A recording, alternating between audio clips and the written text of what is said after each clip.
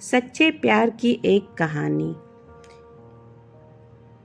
एक बार की बात है, एक बहुत खूबसूरत लड़की रोशनी थी। जितनी वह सुंदर थी उतनी ही ईमानदार और सच्ची थी। ना किसी से झूठ बोलना, ना फालतू की बातें करना, बस अपने काम से काम रखना। रोशनी के क्लास में एक लड़का जिसका नाम रोहित था, जो मन ही मन रोशनी से बहुत प्यार करता था। रोहित काफ़ी समय रोशनी के छोटे मोटे काम कर दिया करता था। बदले में जब रोशनी स्माइल करके थैंक यू कहती तो रोहित की खुशी का ठिकाना नहीं रहता। एक बार की बात है, रोहित और रोशनी साथ में घर जा रहे थे। तभी बहुत तेज बारिश होने लगी। दोनों एक पेड़ के नीचे जाकर ठहर गए। बारिश बहुत तेज थी। कुछ ही वक्त में बूंदें छन छन कर नीचे आने लगी। ऐसे में बारिश से बचने के लिए दोनों एक दूसरे के बहुत ज़्यादा करीब आ गए। रोशनी को इतने करीब पाकर रोहित अपने जज्बातों पर काबू न रख सका। उसने रोशनी को प्रपोज कर दिया। रोशनी भी मन ही मन रोहित को बेहद पसंद करती थी, इसलिए वह भी मान गई और इस तरह दोनों के रिलेशनशिप चलने लगा। एक बार की बात है, रोशनी उसी पेड़ के नीचे रोहित का इंतजार कर रही थी। रोहित बहुत देर से आया। उसे देखकर रोशनी नाराज होती हुई बोली, तुम इतनी देर से क्यों आए? मेरी तो जान ही निकल गई थी। रोशनी की बात सुनकर रोहित हंसते हुए बोला, रोशनी मैं तुमसे दूर कहाँ गया था? मैं तुम्हारे दिल में रहता हूँ। तुम्हें यकीन ना हो तो अपने दिल से पूछ लो। इस प्यार भरी बातें को सुनकर रोशनी अपना सारा गुस्सा भूल गई और वह रोहित को माफ कर दी। एक दिन दोनों लोग उसी पेड़ के नीचे बैठे बातें कर रहे थे।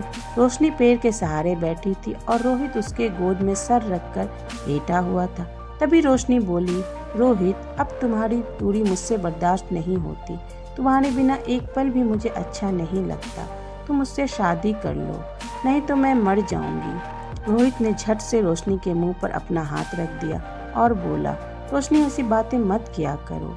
अगर तुम्हें कुछ हो गया तो मैं कैसे जिंदा रहूंगा? रोशनी कुछ नहीं बोली।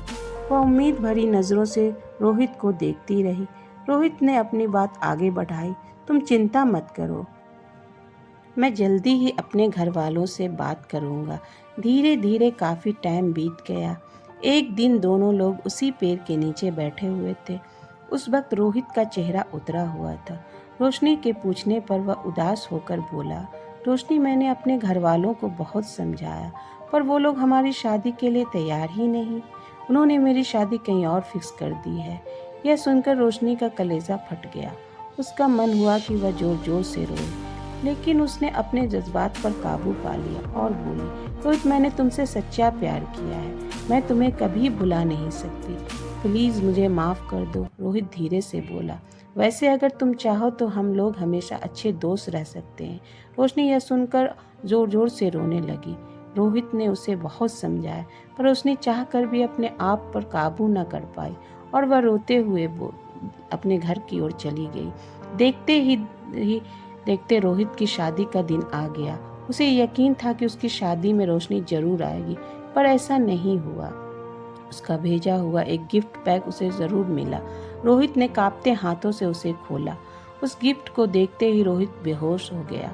गिफ्ट पैक में और कुछ नहीं, खून से लथपथ रोशनी का रखा हुआ दिल था और साथ में ही एक चिट्ठी जिसमें लिखा हुआ था, अरे पागल, अपना दिल तो लेते जा, वरना अपनी पत्नी को क्या देगा। अगर ये कहानी आपको पसंद आई तो प्लीज़ लाइक करें, सब्सक्राइब करें, कमेंट करें और धन्यवाद।